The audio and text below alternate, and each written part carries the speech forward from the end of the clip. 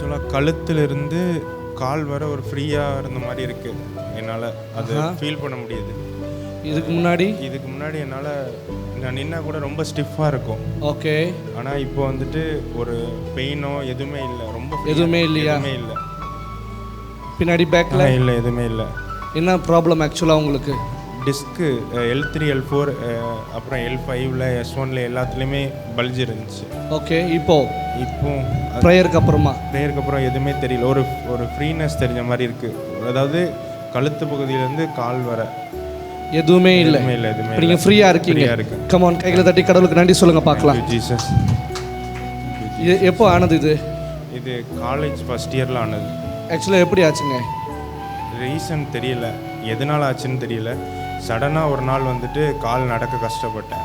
Okay. அதுக்கப்புறம் treatment எடுத்தேன். அதுக்கப்புறம் அந்த டிஸ்கம்ஃபர்ட்டோடு தான் இவ்வளோ நாள் இருந்தேன்.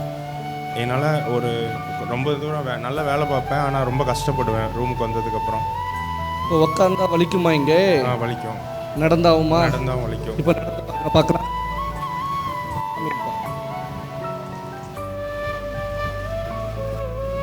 இப்போ வலி இருக்கா? இப்போ வலி இல்லை. எதுவும் சுத்தமாகவே இல்லை. க்ளீன் ஆயிடுச்சு. It is done. போங்க, சாப்பிடுவாங்க.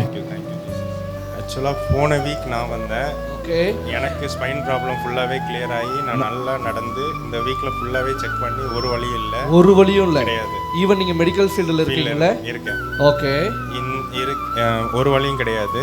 இந்த வீக் எங்கள் வீட்டிலேருந்து இன்னொருத்தர் நான் கூப்பிட்டு வந்தேன். இப்போ அவருக்கும் கை வலி எதுவுமே இல்லாமல் விடுதலையாகி நான் வீட்டுக்கு போகிறோம். கம் ஆன், கைகளை தட்டி கடவுளுக்கு நன்றி சொல்லுங்கள்.